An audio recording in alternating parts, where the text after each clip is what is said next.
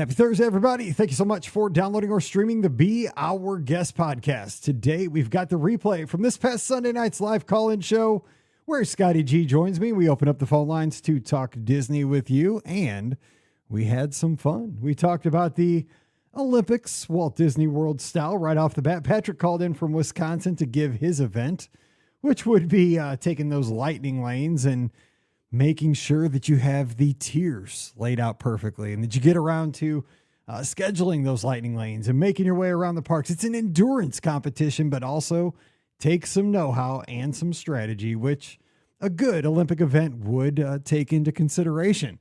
We also get some discussion going about the new lightning lane system, which went into effect about 1 week ago. And so Genie Plus is now gone. And what strategies have we learned? How can we use this new system to our advantage? And Cody over in the Be Our Guest podcast Clubhouse had some great thoughts. And so we give some initial strategies to use the system to our advantage, and also some ideas as to where this system could probably be improved in the days and weeks to come. Ian also calls in from Pittsburgh. She just got off the Disney Magic, talks about her great trip down to Lookout Key. Basically the same itinerary we're taking for the Be Our Guest podcast cruise in July. So has me so excited to get back on the Disney Magic. So lots of fun on today's show. Don't forget, today's podcast brought to you by the Magic for Less Travel. We'd love to help you plan your next Disney adventure. Check out all the details today. No cost to you ever to use our services over at themagicforless.com. Please also use our Amazon affiliate link when you shop online. That one extra click supports everything we do throughout the year. It's beourguestpodcast.com/Amazon. And thank you so much to our Patreon supporters. You guys make all these shows possible. We could not do this without you. So please help us out. It's $5 a month. That's all it takes. And you'll get a bonus show every week called Mike in the Midwest. Come over this week, patreon.com/Be Our Guest Podcast. Ready to take a trip to the world? You found the Be Our Guest Walt Disney World Trip Planning Podcast. This is where your memories come front and center on our podcast stage. Well, hey, everybody. Welcome to the BOGP Open Line for Sunday night, July 28th, 2024. I'm your host, Mike Rallman from BeOurGuestPodcast.com and one of the senior agents over at the Magic for Less Travel. Happy Sunday night to you. We're in the middle of the Olympics around the world over in Paris, France, which we're going to talk about on Friday. Scott's going to tell us all about Disneyland Paris. I did some research this afternoon, so I can talk about that with Scott. But tonight, it's the open line. It's your show. We're going to be taking your calls at 407-413-9395. It's your show. This is the best show of the week because we don't know where it's going. It's totally up to you. 407-413-9395. Give us a call. The phone lines are open for the next hour, but joining me, it's your friend and mine, hashtag Scotty G. Check him out over at Must See Adventures over on YouTube. What's up, Scott? Happy Sunday, Mike.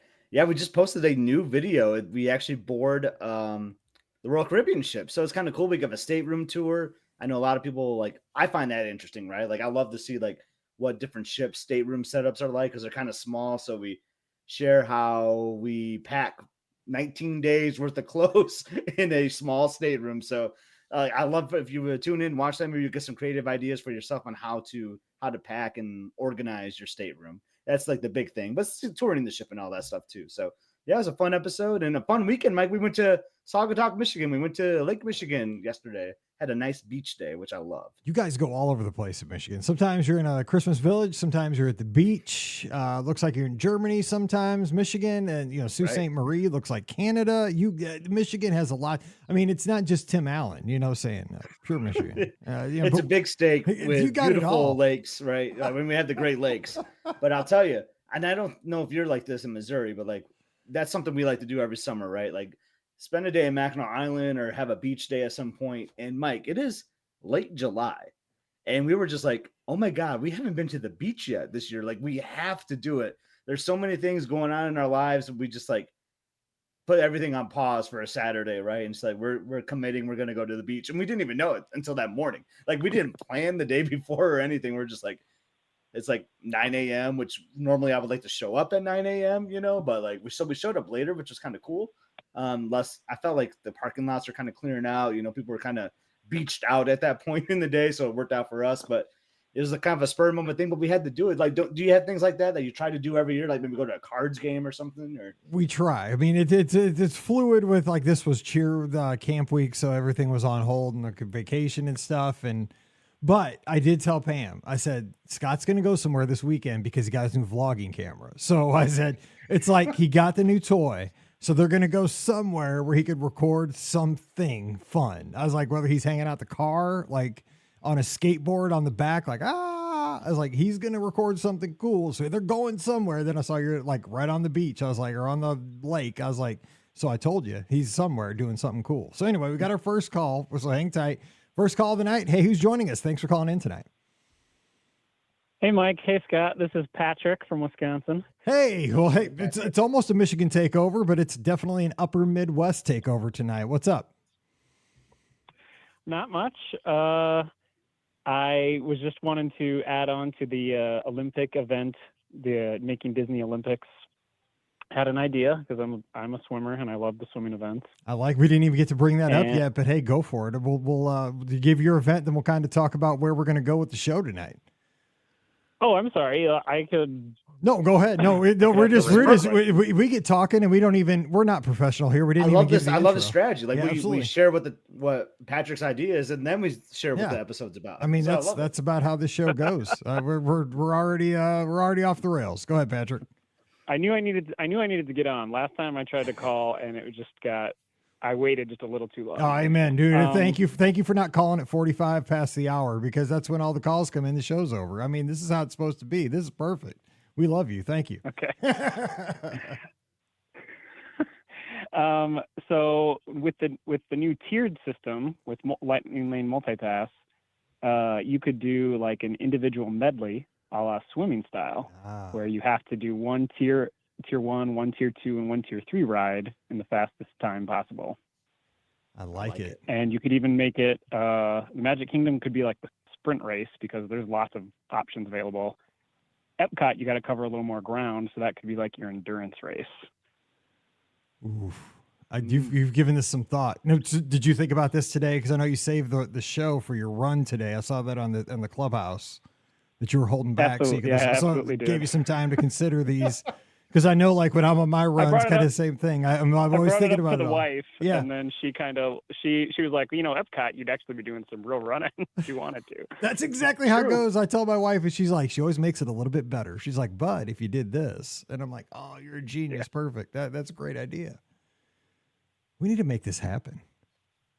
I really like the idea. Yeah. Thanks, Scott. I liked and you guys earlier. You were talking. You did the same thing. It was like synergy. The whole critter dive idea at the Crescent Lake pool, and then you guys turned it into adult award giveaway. Sharks in the water, basically. Once you throw drink coupons into that pool, it'd be a bloody mess. It'd be every man or woman for themselves. Yeah, I love these. I love the Disney Olympic ideas. That was a great idea by you guys. But you would have all advantage. I mean, you say you're a former swimmer. I mean, sign you up. Like you would definitely get through the heats into the semis. I'd just pencil you straight to the final in that one. All right, Patrick, we appreciate your call. How are things up in Wisconsin this weekend? Oh, they're doing pretty good. Summer's going good. Not too hot, not too cold. Wasn't until I got over to my sister's house and she's got the Hey Disney app on her Alexa, and you could listen to those soundscapes. And I immediately was taken back to like our trip, and we'd always listen to like a soundscape before we went to the park. And I was like, oh man, it was the first time since we've gotten back that I've been like, oh, I might need to go online and figure out when we're going again. So let me ask you this. I just love questions like this because I like to hear what people say. If you could be one place right now at Walt Disney World, where would you be? Oh, I love that question.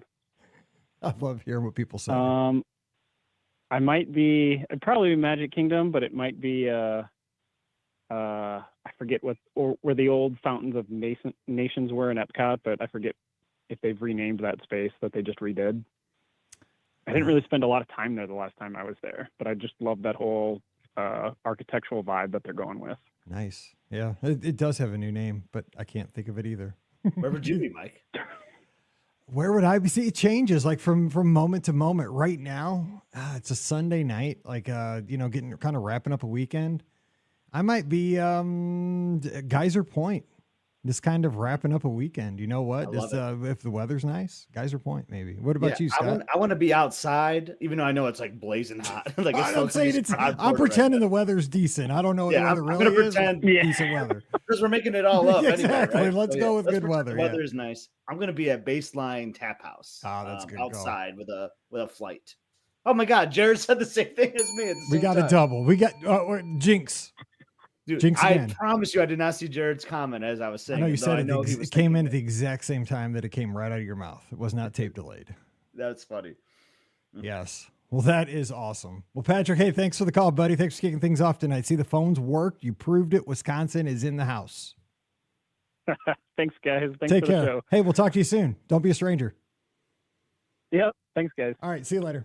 That'd be an interesting concept for like a long live show where you're like raising money for Give Kids the World. Like, let's get a call from every state. So once oh my God, you're killing like once someone call from Massachusetts, like we have to knock them off the board. So all those people have to stop dialing, right? And then we get someone from Delaware, and then all the Delaware people can stop. You know how many people listen to the show in Michigan? We like Maggie, boom, she'd be out. Like Jason, we got 5 people in Michigan right now tuned in.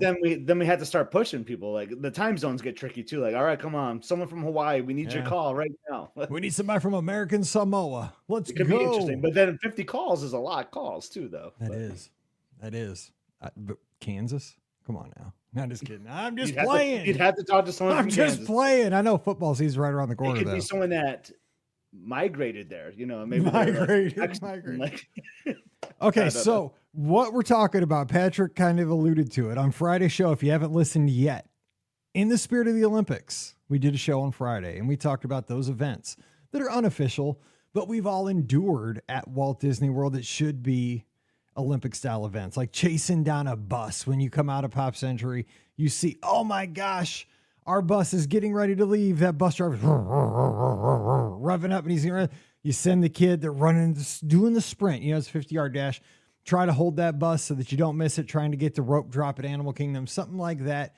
Balancing trays.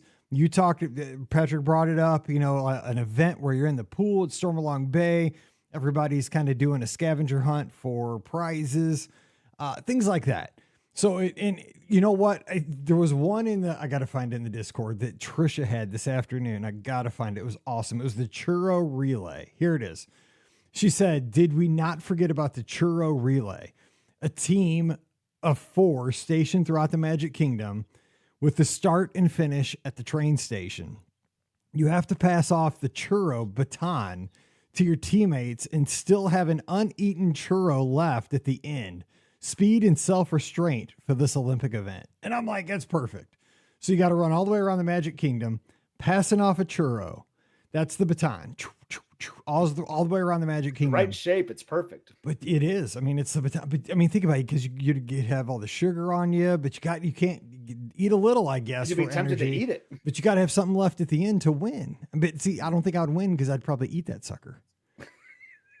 I don't know, Mike. You are too competitive, where I think your competitive side would force you not to eat it. That is true. Just knowing you a little bit. I like to eat, but I like to win more. I do like to win. That's why the Crystal Palace ice cream dash is like right up your alley. That's a good one too. I know that is a good yes. Because it's competitive eating, things you enjoy, and ice cream. Ice cream. But you made a good point though. The ice cream headache, the brain freeze, man, is a serious issue. That's painful. And John and Kristen Earl here in the live chat. They're tuned in over on Facebook. Thanks for tuning in tonight. Need a medal for getting registered for a Run Disney race lately. Well, first of all, we need to give Run Disney a medal if they can keep their website running during an event registration. Hopefully Tuesday that will happen because Princess comes back around. Isn't that Tuesday? I think it is this Tuesday, right? I don't know. It's close. Because I want to do it, but like I'm on a break. But like I love Princess Weekend so much. So yeah, I don't know, Mike.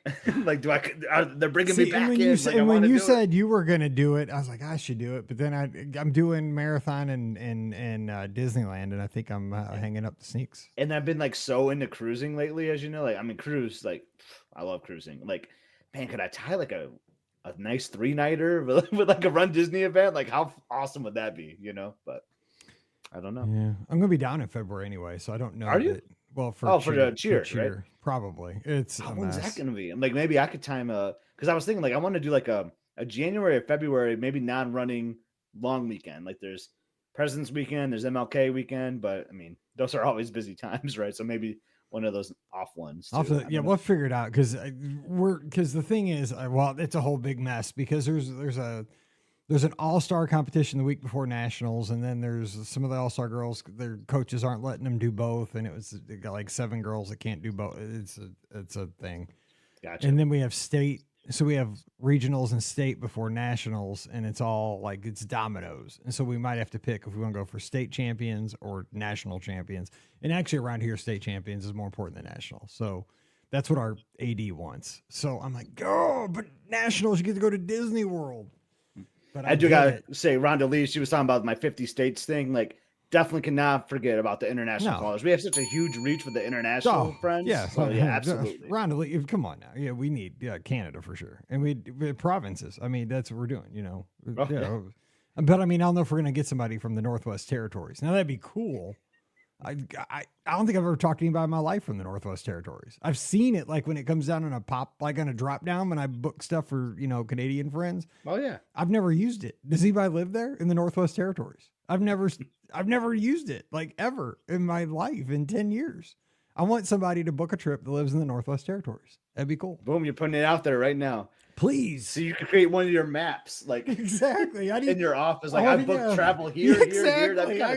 Cool, I have booked. I mean, thousands of vacations. I think I booked like 6,000 Disney vacations at this trip. At this point in my life, I think, or something like that. I forgot what I like that. It's more than that. That's just the new system. Since we've had like in the last 5 years, but like if I had a map, it would be all over the place. But I've never Northwest Territories. Like, pen board, like all the places you book travel. It'd be kind of cool, actually. But look, Rhonda Lee knows somebody. She's a lady, Northwest Territories. See, I just want to use that one time a month. There's just, Rhonda Lee can hook you up. Exactly. Tell her she needs to go to Walt Disney World, magicforless.com. And they're a teacher too. So you already got that. Exactly. I just want to, just once in my life, I just want to select that little, that's how boring of a life I live. Like, some days I just look and I say, I just like to pick that someday. So it sounds like we don't have any callers right now. So another event I was thinking about at Walt Disney World, and I'm thinking at Old Key West in particular because I've used the facility here, but it's like a basketball, like a free throw shooting contest or something. I know it's not like super Disney related, but it's at a Disney resort, so you have the facilities, right? So why not have like a fun like free throw shooting contest or a game of horse? Like, wouldn't that be funny? Like if horse was like an Olympic event, but it would be mouse. Oh yes, it would be mouse. It have to be mouse. Very good. Yes, and yeah, but you got to have some kind of Disney spin. So you got mouse, maybe Goofy's out there, kind of throwing some like playing a little defense. I like. Speaking of basketball and Walt Disney World, did you see that there might be a documentary coming out like from the NBA and how they did like the bubble?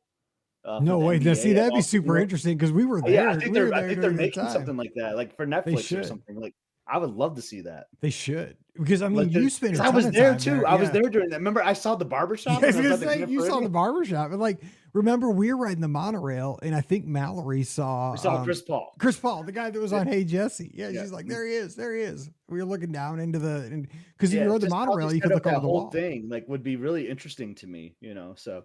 Not that we want to go back to the pandemic days and think that was a difficult time for the world, but that was kind of cool if you were a sports fan, though, because you still got to have your basketball. Yeah. And Walt Disney was a big part of that. So it was kind of cool. I think it'd be kind of a cool documentary. I'd totally watch that because it was so, I don't want to I do not want to go back there, man. That's what I did was I booked travel and everything was closed. That was the worst. But it was so wild. To go back and think, think about that. Like they took, even as a Disney fan right now, we don't have a call right now. Again, if you want to call in and talk Disney, 407-413-9395. Another thing I want to talk about tonight is initial thoughts on the new Lightning Lane system, because we've had that rolled out now for a few days and we've had people book Lightning Lanes. We've had people in the parks using Lightning Lanes. And I have some thoughts too from the clubhouse that people have been talking about, but back to the bubble thing. Think about that. Like they had NBA players staying And wasn't it by like how good their teams were too? Like at either Yacht Club or Coronado Springs or Grand Floridian. I don't know if there's any draw to that, but maybe. I don't know. I thought that's how it was. Because I think they wanted Coronado because like people checked out earlier, right? So if your team got eliminated, you left the resort. Yes. And I think Coronado was the one that was going to be there the longest. So they kind of put like teams that looked like they had a big record that were going to stick around for a long time at Coronado, so they didn't have to like check out of their rooms or something, I think that's kind of how they did it. I remember like Grand Floridian was like the first resort that Yacht was last. That moved or Yacht or I can't remember the order. Yacht was the last one. Yeah, Yacht was the one the NBA hung on to the longest because like people wanted Yacht, and it was. I thought it was Coronado for some reason. Was it? I would believe you. No, I do remember though, like they had to move in like the extra long beds and stuff like that. Remember that? Like it was a thing. Oh, yeah. Like it was like when you look back on it, it's like, was that a fever dream? And it wasn't. It was weird that there was a barbershop outside at the Grand Floridian. The clip I saw though, like that teased the documentary, was like one of like those big conference rooms at either at Coronado or the Yacht Club, like in the conference center, with like practice basketball courts. Oh yeah, 100%. Yeah, it was at Coronado. I've seen that. Yeah, they said in that because it was it was one of those big banquet rooms, and those rooms are huge. Yeah, at Coronado, like a parquet floor. Basketball right there. court in there. It was nuts. Could you imagine like walking through there, you're just like the ball bouncing or the squeaky shoes constantly. Oh, yeah. I mean, it was such a weird time. Such a weird time. It was such a weird. But I mean, it was awesome when I was there because we were there during that time. I was talking about the barbershop. Like, I remember walking through Galaxy's Edge and like looking up and seeing the Goodyear blimp, and I was just like, "Oh, that spaceship is that canon for Star Wars?" Like I don't remember that ship, but it was so cool because you'd see Goodyear blimp, you would see all the buses going around, like these VIP buses. Like I was like, oh man, like the NBA players are on that bus. They're going to Wild World of Sports right now. Because there wasn't that many people there. I mean, it was for a while. Wasn't even hardly there was and the barbershop though. Overhearing them like talking in the barbershop when I was outside at Grand Floridian was so cool. Oh my gosh! All right, we have a next call. I believe it is Vero Mike from Vero Beach, Florida. What's up, Mike? What? Hey guys, hey Scotty, hey Mike, how you doing? Doing great. How are you doing, buddy? Doing great. Just listening to the show. I thought I'd call in, and I heard you guys talking about the run, the Princess Run in February, and I'm going to be registering for the challenge, the 10K and the half. So I'm crossing my fingers. Hopefully, I can get into it. What we've noticed lately is that the challenges are kind of the easier things to get in over the past couple of times. It's usually the shorter races, I think, that are selling out more quickly. So I think hopefully luck will be on your side on Tuesday. Yeah, I hope so. My wife's in the club, so she's already in the challenge. So if I don't get the challenge, I'd like to do the half. So getting ready for it. And we're getting ready for the one in November. We're doing a half marathon. The Wine and Dine. The Wine and Dine. I love There's an extra value piece to Wine and Dine. I think that gets overlooked because you get that party ticket, which I think is always awesome. Like I love going to the party. I miss it being the same when it was a night race and then you went straight to the party, but I think it's a cool perk. When you think about cost for a Run Disney event, you actually get like a theme park ticket with the Wine and Dine, which is kind of cool when you think about it. Yeah, I don't think we're not going to be doing that. It's going to be we've got 2 nights in Saratoga for it, so I'm not quite sure if we're going to do that. So like this time, I plan on resting before the half. So I'm the last one I did, I went hard in the park the day before, and I definitely paid for it. Oh. Cool. Yeah. I love those. I love the princess themes. That's my favorite weekend, and I love the characters and the themes that they have for this year. So little jealous. Who knows? Maybe I'll be out there on Tuesday looking at it. You never know. I've been training, and I'll tell you what, it's been really. I mean, obviously it's hot in Florida, but the runs have just been. Whew, boy, it's humid in the morning here early. I do not know how people train in Florida outside. I mean, if there was ever a place that the treadmill was invented for, it is Florida. There's no way. I just can't do the treadmill. I got to be out there, running around, just kind of, I don't care how boring it is. The humidity, man. Oh, man. And when I walk the dog, I'm like, "Whoo, man, Riley, are we gonna make it around this lake one time? Can you just get busy and let's go? Let's get back inside." I did a long run last week through the island of Palm Beach. It was absolutely beautiful. I got out really early and got to run by all the big mansions, on the beach. So that was a pretty fun little run. Tougher than us. So. Floridians are built differently, I guess. Yeah. And another thing about Disney, we're getting ready. I'm getting really, really stoked on the D23. I've been kind of not obsessing over it, but like wondering what Walt Disney World's gonna announce. You know, maybe something more information on the new Dinoland, Dinoland area or beyond Thunder Mountain. So there's been so much speculation. So I'm pretty pumped for that. Yeah, me too. I'm very excited about that. So, I mean, do you think finally, like, they'll give us some meat on the bone at D23, or do you think it'll be more? I think a lot of times with D23, it's not like a lot of details, right? It's a lot of, this could be, this might be, this possibly will be. It's a lot of like it leaves a lot of wiggle room. But I mean, could they give us like, by 2026 you will have X, Y, and Z, and like really kind of maybe give us a timeline and give us this is what X, Y, and Z are going to be in place in this park? Do you think we might get that? I hope so, because they're making that whole area for construction. So I think it's going to happen. I really just want to get on Dinosaur one last time before it closes. That's my mission right now. I'm a dinosaur fan. I mean, maybe it's because like I liked it from back in the day when it was still Countdown to Extinction, way back when it opened. I mean, yeah, I know a lot of people are down on it, but I like it. It's not as good as Indiana Jones since I went to Disneyland. I see why people like that better. That's a way better attraction, but it's a decent attraction. It's not as bad as, people dog on it all the time. I think it's not that bad. Yeah, we love it. So yeah.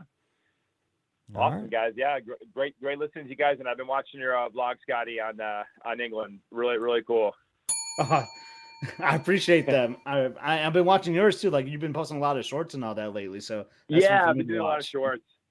We got a chance to go to Disney Bureau this past weekend, and they did the when we were there, they were doing a turtle release. So they had the whole film crew there, and they were releasing a sea turtle into the ocean with the what do you call it, the tracking device on it. Mm-hmm. So there's a ton of sea turtle nesting areas all up and down the beach right now. So that was pretty cool to see that at the resort. Yeah, I think I posted. Yeah. I think they did a blog post or something about that, and I posted it in the clubhouse in the DVC section there, so people could check that out. Yeah, very cool. Yeah, stoked on that. Cool. Yeah, but thanks for liking and subscribing to the channel. That means a lot. I know you're a fellow YouTuber, so you know all about that. But appreciate you watching the videos. There's a lot more content I have that's ready to come. So I know it's addictive. It's totally addictive when you do, and you got the new camera, and it's a lot of fun. I said, look out, Scotty's going to be doing fun stuff. He's got a new camera. Look out. Yeah. I know. I just booked a Labor Day weekend trip for Tennessee. So gonna, now that Must Be Adventures, we got adventure places. So like, where can we go that we haven't been yet to do some videos? So yeah, you got to go to Gatlinburg. You going to Pigeon Forge? No, we're actually going to like Nashville area, like kind of like near our office. But Franklin is such a cute town. It's like one of the most historic downtowns in the state. So we're going to do some stuff there, and got to go to Broadway and Nashville and all that stuff too. So it'll be a fun weekend. It's only for a few nights, but it'll be good. Mallory will be so jealous. She wants to go to Nashville so bad. Well, maybe I'll get her some boots from there. We're gonna have football. I think we got football that weekend. Dang. Let's say we meet you. We'll have to meet you for a couple days. So we'll see. All right. Well, hey, Mike, appreciate it, buddy. And good luck on Tuesday. May the Run Disney fairies and gods be with you. Get in those races. Yeah, I'm ready. I really want to do it. So thanks a lot, guys. We'll see you. All right. All right. We'll talk to you soon, buddy. You take care. Hey, thanks for the call. All right. See you later. Bye-bye. All right. That's the lightning lane. So you want to talk about that a little bit too? I do. Like that just got because Cody's been posting a lot about it. Let me move us over to this window. I got too many windows going. He's been posting. I mean, Cody, he's actually from here in St. Louis. He's really into like strategies and maximizing. He's also into travel hacking with like credit cards and stuff. I don't even understand what he posts with that stuff. I mean, he gets free vacations by the time he figures out how to get travel points and all that. I'm not smart enough for that stuff. But everybody's talking about like their firsthand experiences in the clubhouse with like booking lightning lanes and stuff like that. And he had a post this morning and also the hairbrush saga, which Julie in Scotland was going through. That was kind of fun this week. But here's one of the things he said. This real quick. This is like from this morning that I think this is important that we could talk about. He said he tested some stuff out the past few days and he had a couple of notes. One, getting the first tap in for the day is very important. So when you go in and you have your 3 selections for the day, He said getting that first tap in is very important. He said currently you can only pre-book one park and it's restricted to tiers. But once you tap in for the first time, all your restrictions are lifted. So once you tap in for the first time, you can book a new one at any park and at any tier. You can also modify your other two that are pre-booked to any tier at any park. So he suggests getting one as early as possible, even if it's a low weight ride, just so you can lift the restrictions. Makes sense. I think that sounds like the biggest hack of all. I mean, I've been going through all the notes, but that seems like the biggest one that I saw. Especially if you're like a park hoppers, like we like to do, right? Like, I want to go to Magic Kingdom in the morning, but end my day at Hollywood Studios. Like, I want to get that tap so I can book something at the studios later that night. I love that idea.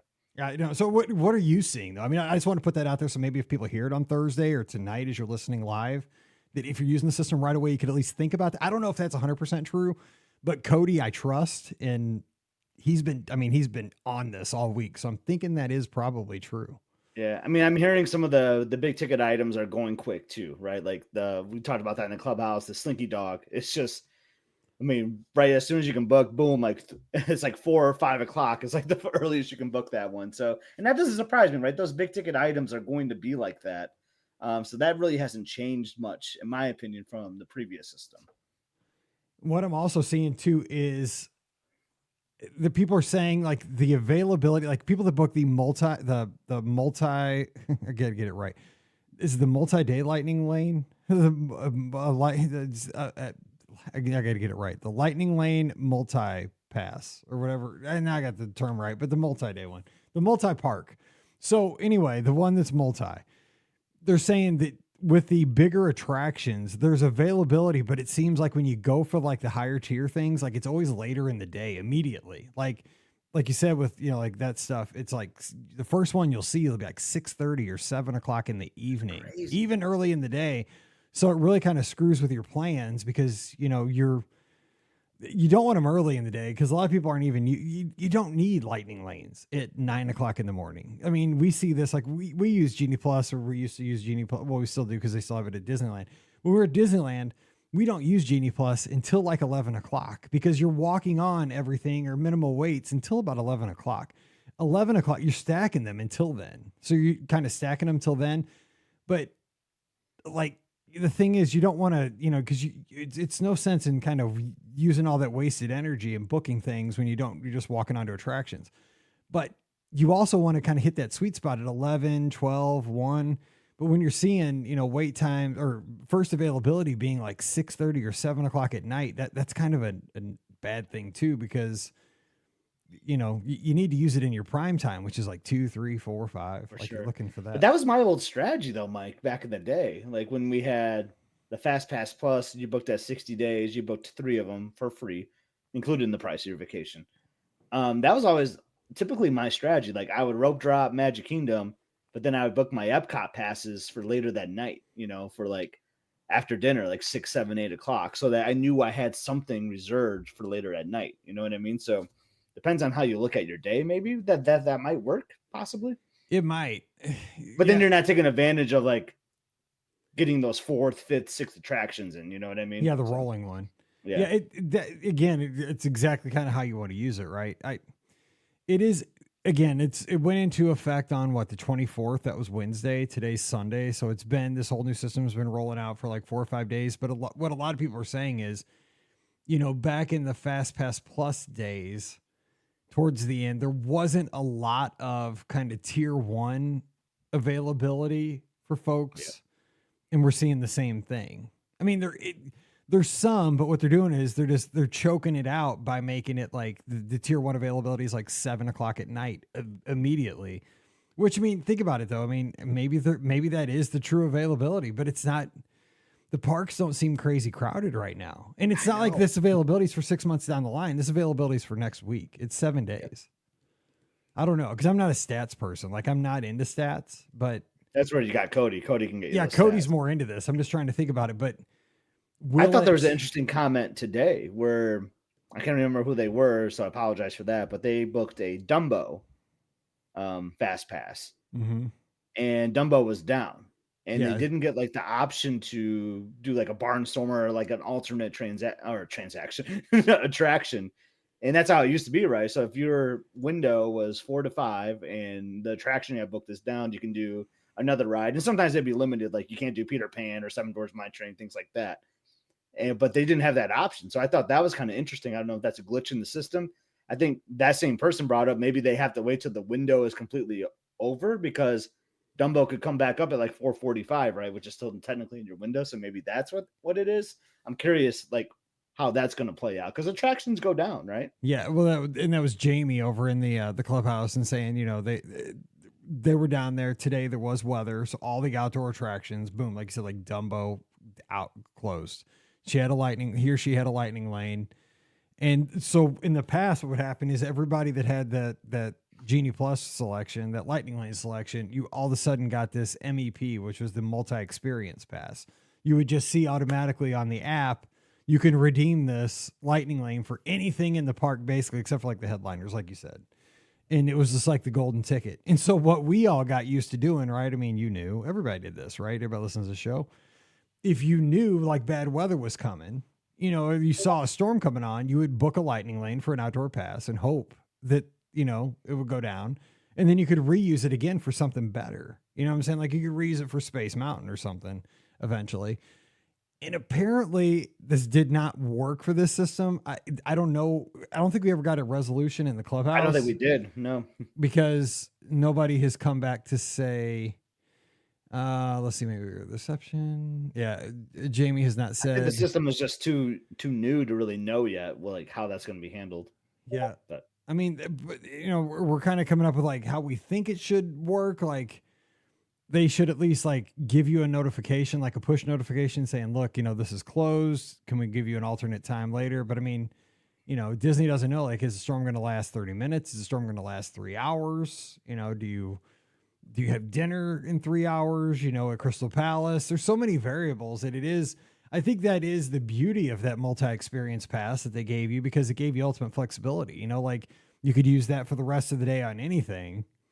Okay, here's my question to you, Scott. Let's think about it from Disney's point of view and from the guest point of view. Yes, we used it to our advantage, right? I mean, we would do this to game the system, right? We would be like, okay, it's looking like it's going to storm. Let's book let's grab something that's outside. Let's get a Big Thunder. Even though we probably didn't want to ride Big Thunder, maybe I want to ride Space Mountain, which is inside. I'd book one so that I could bank a multi-experience pass. We all did that. I mean, it was just part of the deal. But what's the cost to Disney and the system overall if you do that? Like if everybody does that? To me, the cost is some attractions like Space Mountain in this example is just going to get overbooked. It's going to get busy because they've already sold all those lightning lanes for the day, right? That's so true. their 6 to 7 time slot is fully booked. So they know everybody's going there still. Yeah. They know where their capacity limit is, and say if Big Thunder, Dumbo, and another, say, Barnstormer all like are down. I mean, not everyone is going to go to the same attraction. Not everyone's going to go to Space Mountain. They could go to Haunted Mansion or something else. But then it just overloads that one attraction. Then that brings like a poor guest experience, right? If someone is in standby, they get there and it says 45 minutes. And then you got all these lightning lanes coming in from 3 different attractions that shut down, and their wait ends up being like an hour and a half or something. It just makes people a little upset. So I think that's what the big thing they could lose from, right? It's just like overcrowding a certain attraction. Because I think the whole point of this system in a certain way is just to spread people out in the park, right? So that everyone's in the same spot at the same time. That totally makes sense, right? Because that's exactly right. You're right, because they've already sold Space Mountain to the, what they're guessing is capacity, like 6 to 7. Then everybody goes there with the MEP passes, the multi-experience. You're right. And those people could spread out too, but like if it's happening at that moment in time, they probably we want to ride something now. The weather's bad. Let's get indoors somewhere, right? Right. Well, I mean, if you think about it, especially the place like the Magic Kingdom, I guess at least 50% of the attractions are outside. And so then you got like, double the capacity going into half the attractions. No, I didn't think about it that way. Yeah, that is a problem. But I mean, do half the people end up leaving, or see, this is the kind of thing you'd have to know, like the trends for how crowds react to stormy weather, or, not even stormy weather, but rainy weather. Like, yeah. I mean, as much money as you're paying. Mechanical issues too. Like just something is down. It could be a nice day and a couple of attractions could potentially go down. Right. So I'm trying to think like what would be fair though. I mean, because you've paid for the lightning lane. I mean, you're paying. You have to get reimbursed. Yeah, you do. You do have another to get lightning reimbursed. lane. Yeah, right? you absolutely. Yeah. But then like, I feel like they can't choose it for you. They can't be like automatically say, okay, we're putting pirates instead of Dumbo now. Because like, what if someone in your family like has a fear of pirates? You know what I mean? Like, it's not. That's true. It's not fair. That right? is true. Like, well, what if you already did pirates like 2 times today or something? Yeah, that's true too. Yeah, so they can't they can't put like a specific, because there's height requirements in certain attractions, things like that. So like they have to give you like the golden ticket or whatever. Like there's just a free ride, but then like the problem is like, what if everyone picks the same attraction to go to? You know, then that is a tough call. It creates like a guest relations kind of issue, I think. And Nicole's got another question, which we're going to talk about in a second, but we got a call, so let's get to our caller. We've been waiting patiently. Caller, hey, who's joining us?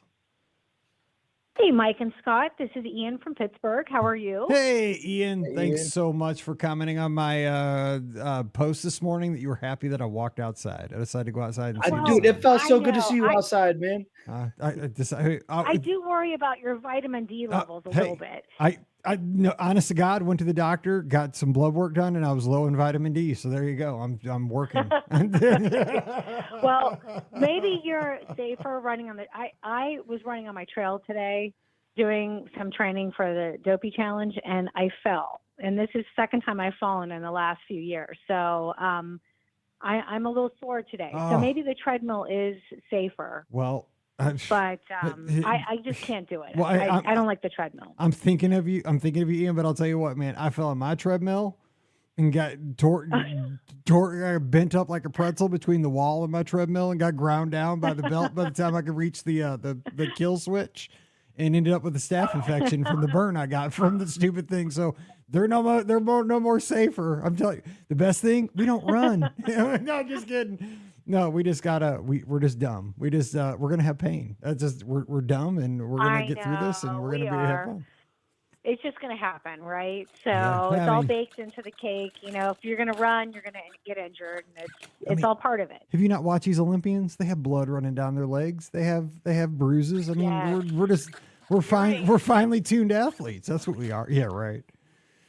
For those listening, Mike's straw is like making like a crazy noise sorry. every time you do that. No, okay, I got a beef. You're an audio guy, so just people are going to hear that. That is true. I am an audio, and let me just real quick, Ian, I got a beef about.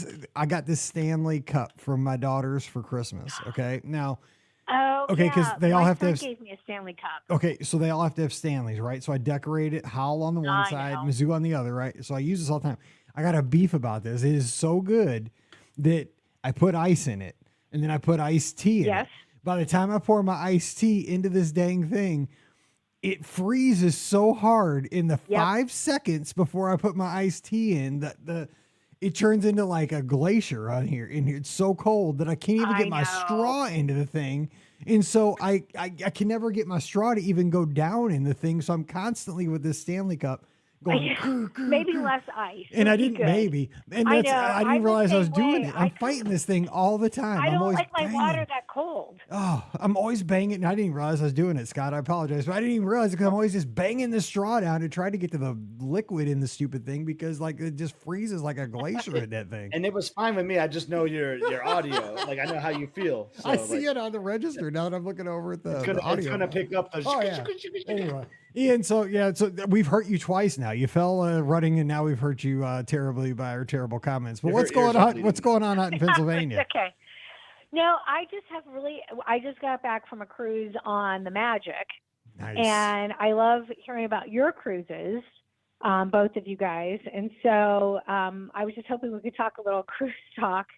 And I will say that I ran on deck 4, and every time I try to run, they were always mooring the deck, whatever that means. I guess that's because they were coming into port or something. So there was one day I tried to run on the treadmill, but we were pulling into port at Nassau. So like the ship did almost like it did like a 180-degree turn. So I got a little bit motion sick on the treadmill because I was watching the whole time it was turning. So that was an interesting experience, but I did try to run every day while I was on the cruise, and it was great. But I did go to Lookout Key too. So I know Pam went, but if you want to hear anything about that, I am happy to talk about it.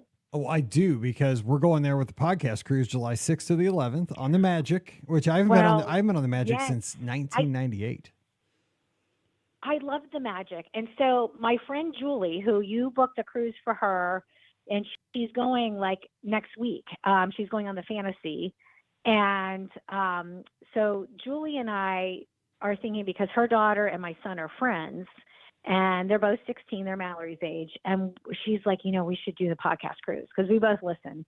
And so we're thinking about booking that itinerary next year. She's like, well, you just did that itinerary. And I said, well, we'll do it again. Nice. Because it was great. We absolutely loved it. So tell us, you got your, okay. So first of all, Lookout Key. I mean, I can't wait to go there. Yeah. I don't know what to expect though, because I have been to Castaway Key so many times, and I do like Castaway Key a lot. I love it, but I am looking for something new. So what is, tell us the perspective for somebody that's been to Castaway Key a bunch of times. Yeah. What's the Venn diagram? We went with a group of 25 people, which we've never done before. I went with a bunch of Plan Disney friends and their families. So it was great because my son had friends to hang out, had kids to hang out with. And so we booked for Castaway. It was our second day we boarded on, it was a Monday. And so Tuesday morning we get off and we go to Castaway. And it was great because we took our time and didn't have to rush to get chairs because we had a grand cabana. And that was really, really spectacular. Nice. But Castaway is like a sheltered lagoon. So the water's just, as you know, it's really calm. And we did some snorkeling, but, you're never like, waves aren't even an issue. And the water's nice. I mean, it's very clear, but it's not like you look at it and you're like, oh, wow, this is the most beautiful water I've ever seen. But it is clear and it's very nice. And we love Castaway. So that was a great day. So I think we went to Lookout on day 4. We had a day in between, and it kind of ruined all of us. My son's like, because we go to Hilton Head, South Carolina a lot, and he's like, I don't want to even go back there anymore because I just want to go to Lookout Key. It's going to ruin you for any other beach because you get out there, and we didn't have a cabana, so we ran out early to try to get a spot, and we got some chairs with umbrellas. So I know a lot of people complain that there wasn't much shade, but if you get some chairs with an umbrella, it seemed fine. And honestly, we just spent the whole time in the water.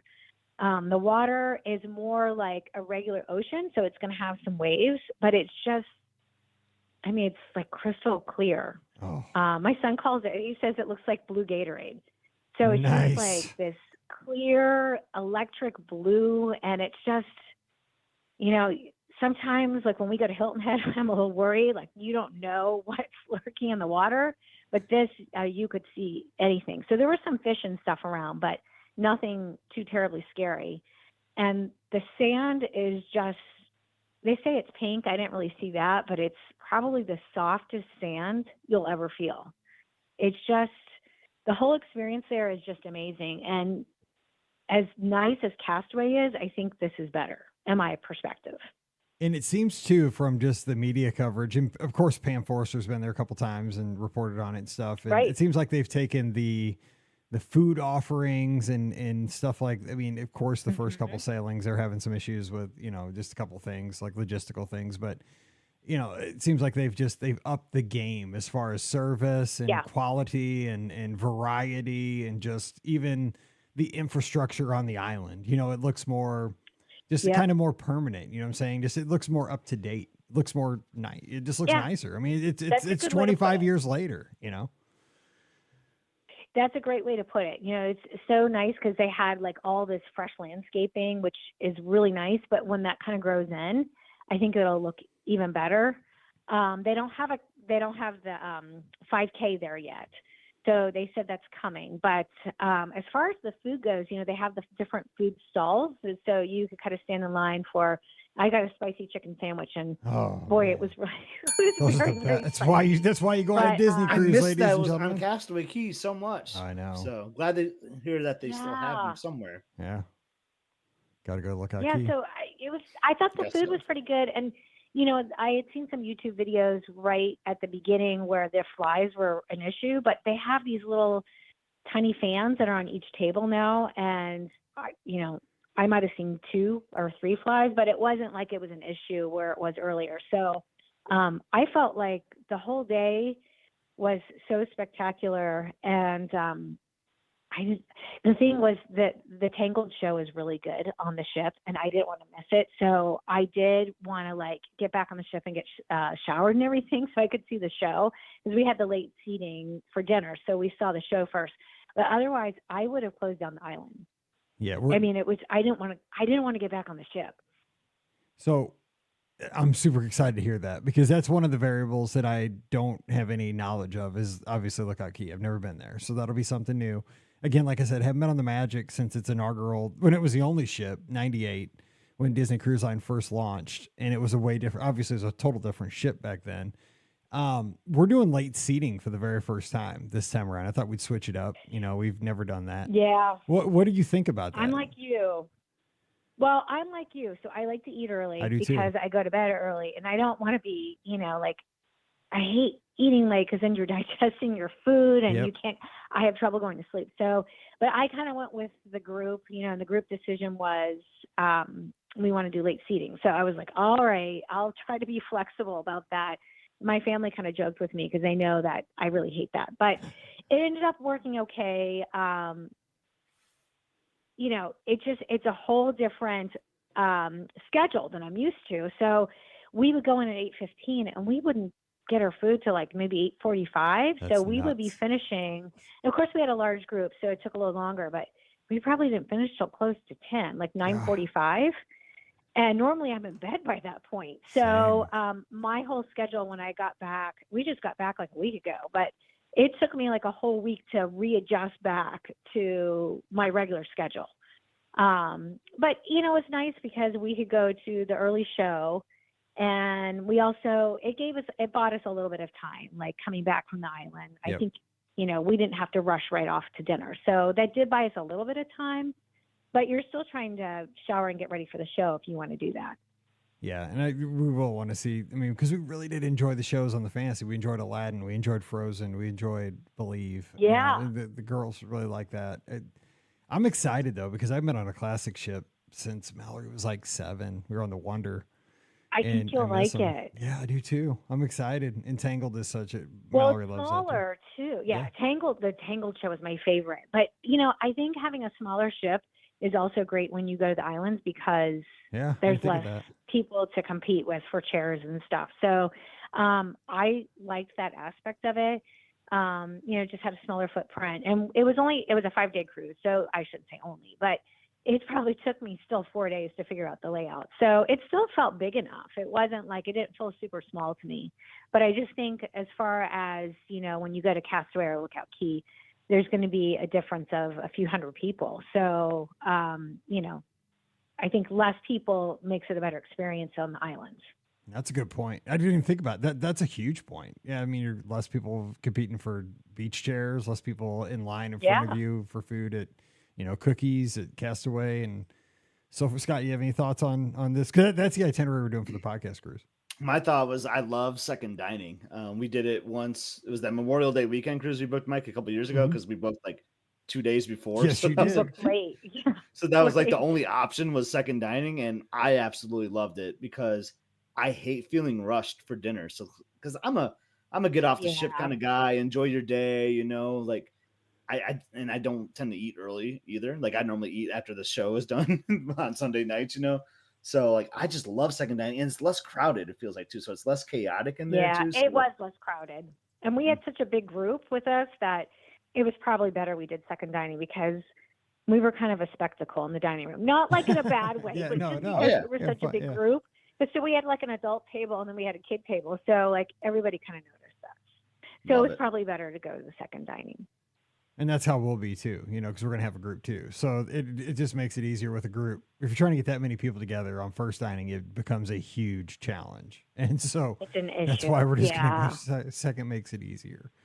And also, like you said, it becomes an issue for sail away too, right? On that first, with it only, I say only, but with it being a 5-day cruise, you want to maximize every single moment for everybody. And it's sail away. If you're on first dining, you're really, really rushing to get to dinner that first night. You might not even get to see Jetty Park. You know what I'm saying? Like, because you're trying to get to dinner. Yeah. And like, especially if you're a first-time cruiser. Fort Lauderdale, so I don't know if that's where the podcast cruise will sail out of, but I've never sailed out of. It's called Port Everglades. Yep. So it was kind of cool watching, like pulling out of there. We stayed on deck for a while watching because it was just a different port for us. And I liked that. Yeah, I want to sail out of it. We're sailing out of Canaveral because that's why I picked it too, because I thought a lot of people would still want to go to the parks, and it makes it easy to combine like a, Disney trip before or after, to Walt Disney World. But, we have a lot of first time cruisers that are already booked. And the thing is, like, I want them to be able to see like Jetty Park and have you've probably seen it, the experience of like everybody waving to you there from the RVs and, the ship plays its horns as you're leaving. Everybody gets a kick out of that. I mean, that's, if you've sailed a bunch of times, you might be like, let's just go to dinner. It's not a big deal, but like, that's cool. Like watching, I like that and like seeing the Space Center on the other side as you go out. We have a family that are huge space fans. Like if we're on first dining, they're going to be rushed and they're going to be worried about getting to dining. Like I want them to be able to chill, watch us go out to sea. Then we'll get to dinner and we'll get the trip going. I'm trying to think of it's really hard when you have a group, right? You're trying to make it work out for it. Cause like second dining is not great for me. I'm like you, I eat at 4:00, but we can make it, the thing is you're not going to starve on a cruise ship. There's food everywhere all the time. Like you're going to be fine. Oh no. So it's fine. Oh yeah. And I want to tell Scott too that, my husband, he doesn't know a whole lot about bourbon, but he's trying to learn about it. He wants to learn about it. So some of the guys that were in our group, they were, husbands of some panelists, and they were like, we're going to go do a bourbon tasting. So they did go, I think in Cove Cafe, and it was after dinner. So it started like, I don't know, it was on Pirate Night when we were all on deck watching the fireworks. It started like at 10:30. And my husband's like, oh my gosh, and we drinking hard liquor at 10:30. So I, of course, after the fireworks, I went to bed. And but he had the best time. So they went and learned about bourbon and which ones he got to taste and decided which ones he liked the best. And then one of the guys was like, well, we need to go have an old fashioned, because all they were doing was tasting bourbon. So they went to one of the bars and then ordered old fashions. So he didn't come back until 1:15 in the morning. And we had Palo brunch the next day. So I was like, I hope you got good sleep because you have to go eat now. That's so great. That's all. Sounds like he had a good time. Is that right, Ian? That's cruising at his best right there. Yeah. Exactly. I mean, he isn't going anywhere. He's on the ship. It reminds me of our last podcast cruise on the Wish, Mike, where on the last night, a bunch of us went to Cove Cafe to do an old-fashioned tasting. It was awesome. And that was like at 10 o'clock, 10:30 as well, if I recall. I think it started at 10:30 in Cove Cafe the last night of our cruise. Yeah. It was so good. It was so good. I know. And I know for you, Mike, that's hard to think like, oh my gosh, I'm going to go drink. And I'm normally, you've probably been in bed for an hour at that point. Well, so, it was hard until like the second old fashioned. Then I was good. It was like, and the one I swear, Scott, you remember the one tasted just like Christmas. I don't know. Like it smelled like Christmas. It tasted like it did. It had like a cinnamon stick in it. I was like, whoa. He fibs a little bit though. He was energetic from the start. He had his people with him. It was. I mean, I'm like a kid in a candy store on these podcast cruises. Like I'm with the people I love. I'm on a cruise ship. I mean, like I'm away from it doesn't get any better. Life's so good. So yeah, Well, then I think I booked a bounce or whatever you call it, placeholder cruise. Yeah, placeholder. While I was on board. And so when my friend Julie, when she goes, she says you've been a great travel agent for her, by the way. Oh, thank you. So when she goes next week, she's going to book her placeholder, and I think we're going to have to do the podcast cruise because it sounds like it's going to be a blast. Let's make it happen. Hey, Mike Bankhead's sailing with us, so we're going to have a good time. Oh, that'll be nice. I've met him at Marathon Weekend, and he's a Clemson fan, so I really like him. And he's a Clemson fan. I like how he qualified. I like how he qualified it by, and he's a Clemson fan. Like. I know before we went to the corral, you and I and Mike were talking about which team has the best tiger mascot. And of course you were like, Truman's the best. Yeah, Truman for sure. And we sure. were like, not Truman. You kind of got annoyed about that I said not Truman. Oh, no. It's Paws. It's Paws, the Detroit Tiger mascot. Paws. Oh, no. It's Truman for sure. I think the Auburn Tiger is the best. No. All the other ones look like they came from Party City. I mean, come on now. Let's get real. The Clemson Tiger is kind of scary. Yeah, he is. I'll agree with you there. We delved in. We always go back to college football. Right. I love Mike Bankhead, but that thing looks like it came from Party City. I'm just saying. It does. Anyway, I don't want to offend anybody else. I almost made it all the way through a show without offending a fan base, and I got off the rails there. So there we go. Sorry, Clemson's good. Hey, Clemson seems like a good, wholesome place to be. Clemson, South Carolina. So there you go. It is. It was great for my son. It was great. So look, you're part of the family. I didn't even know that. Look at that. I didn't know you had like a Clemson alum. Look, you're part of the deal. Nice. Yeah, he just graduated, so he's officially a Clemson alum. I'm not paying that tuition anymore, so dude. That's even better. We're trying not to pay. Hopefully, we have daughters that hopefully they have good enough grades. We won't have to pay too much. I think that's Scott and I's That's plan. right. I hope. That's right. Oh, I don't want to think about it. Book the podcast cruise. I'm going to call in again and let you guys know. Please do. Because I think we're going to have to book, and we'll book through you. So, you can be our travel agent. Yes. And I think that'll be a lot of fun. We'll have a blast. I promise you that. We'll have fun. Oh, I know we will. All right. Well, hey, Ian, thanks for the call. And we are going to have fun next July, it sounds like. On the Magic. And you can let us know everything. We're going to get ready to do it. Lookout Key. I can't wait. Right? All right. Oh, I will. Just wear your sunscreen and, be ready to spend the whole day in the water. It's awesome. Hey, that's my plan. I'm good. All right. We'll talk to you next. Hey, don't be a stranger, and have a good one out in Pittsburgh. All right. You guys too. All right. See you later. Yeah. All right. Bye-bye. All right. Bye. I will say, though, to the mascot thing, Sparty is consistently ranked in the nation as the best mascot. He's always up. And I mean, Wade's here. Of course, Wade's here with Herbie the Husker. Now, I do like the Husker guy that's like the inflatable that can, like, if you ever seen that thing, like he'll stand on his head, like he'll flip over, like while he's standing. So he does his like move.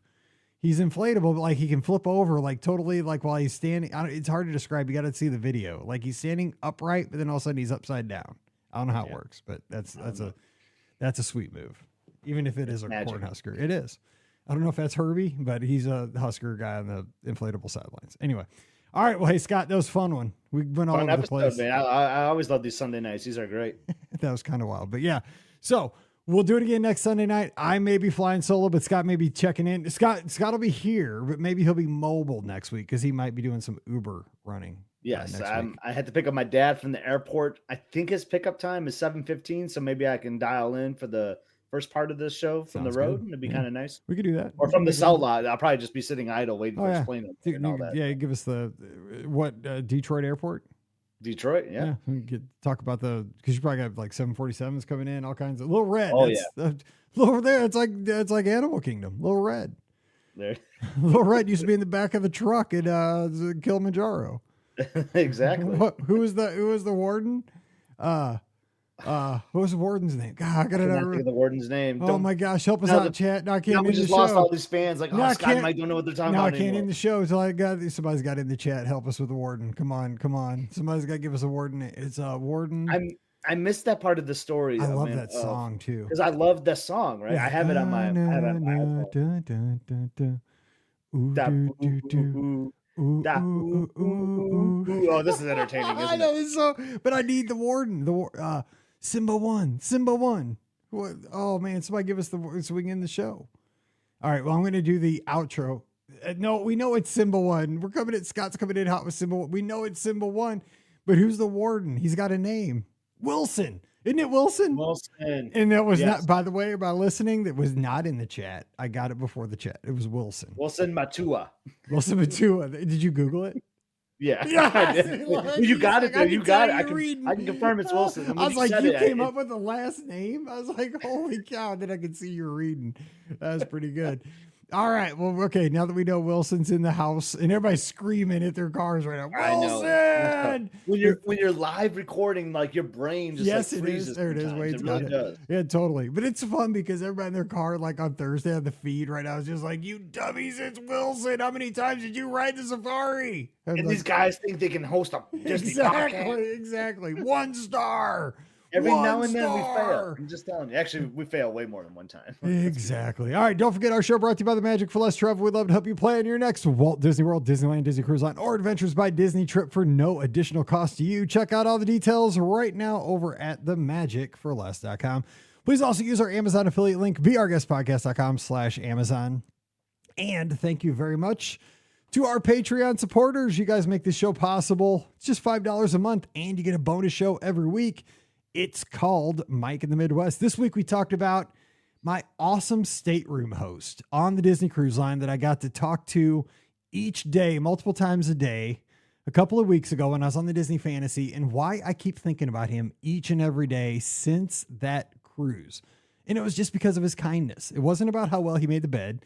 It wasn't about how well he kept the stateroom clean. It was about his attitude. It was about his kindness. It was about his handshake and how we need a little bit more about that kind of stuff in the world. So if you want to hear about a show, it's not always about Disney, but it is about the Disney. There's Disney in it every week. Come on over and check it out. It's Mike in the Midwest. You can support the Be Our Guest podcast as well. $5 a month, patreon.com/Be Our Guest podcast. Give us a follow on social media. Scott's at EpScott, EPSCOT. I'm at Be Our Guest Mike. With Scott, you can check out everything he's doing. Must-see adventures. You got to go ring the bell, subscribe, whatever that, pound the bell, whatever the YouTubers say, because he's one of them now. And he's hitting it, man. You got to check it out. He's got it all going on. They're on the ship. Southampton, I believe, is the port they sailed out of. Anthem of the Seas. They're giving you the stateroom tour, packing cubes, contest going on still on episode 3. Got to figure out how many slices you consumed, right? Is that the thing? Yeah. How many Sorrento slices? Yeah. So August, you got to have it in by the next live show, August 5th. We're giving a prize giveaway, right? Like, look at that. We have a budget for prices. Can you believe it? Saying, dude, it's called my job is budgeting. That's right. That's right.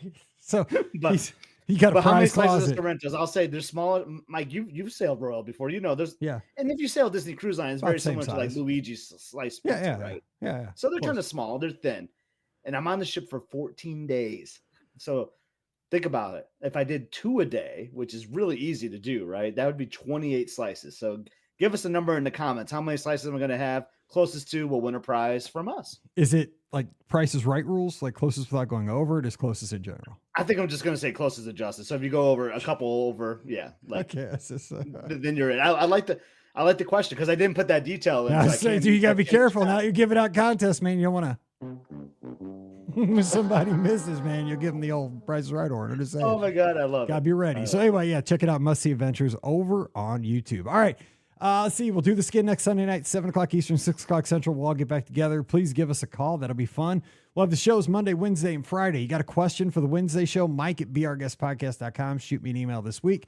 Put listener questions in the header. That helps me out very much. And of course, we want to see you in the clubhouse. beourguestpodcast.com/clubhouse. We hang out there all the time, 24/7. It's going on right now. We had Julie in Scotland. She's at Walt Disney World right now. She was looking for a hairbrush. And I mean, it was a deal for 24 hours. We're trying to help her find a hairbrush on property. Guess what? We were talking, where could you find one? She couldn't find one in the Emporium. She couldn't find one we looked everywhere. She found it in the store in Japan. And that makes sense. It's a department store, right? I mean, it totally makes sense. And then now she's finding them everywhere. There's a Forky hairbrush in the Toy Story store. As you come out of Toy Story Midway Mania. Wait, and what? There's one at Art of Animation somebody just posted 10 minutes ago. So this is what we do in the clubhouse. We help each other out. We don't just talk lightning lanes. She forgot her brush in Scotland. Julie needed a brush and she could not find one anywhere. Now we're posting all the places you can find a hairbrush on property. This is like the coolest thing ever. It's amazing though. Like that's a great souvenir, right? Like, I mean, it's not going to be like a top end hairbrush by any means, but it's kind of cool. Like, hey, I got this backup emergency hairbrush from the Japan Pavilion at Epcot. I think it's amazing. I mean, this one right here, the Art of Animation, it's a Conair hairbrush. Color that's like vibes. An actual brand I've heard of. Yeah, it's wild. So yeah, it's pretty. I love this. Like, it's maybe we got to get with Wade and they can do like some Paul Mitchell thing. Yes, it's so random. This is just killing me because it's so random. We're trying. People were saying go to Bibbidi Bobbidi Boutique. I bet you they sell brushes. Nope. They do not. I don't think. That would make a lot of sense. It would. Yeah. They probably $1 million, but they probably did. Anyway, so just come over to the clubhouse, beourguestpodcast.com/clubhouse. We have a good time there all the time. It's so fun. So we'll see you over there. All right. So we're going to get out of here. We'll see you again this week on the show. So for Scott, I'm Mike, wishing you a great week. Stay safe, stay healthy, and we'll see you real soon. You've been listening to the Be Our Guest Walt Disney World Trip Planning Podcast. If you have questions, comments, or would like to be a guest on the show, please visit our website at beourguestpodcast.com. Thanks for listening, and we'll see you real soon.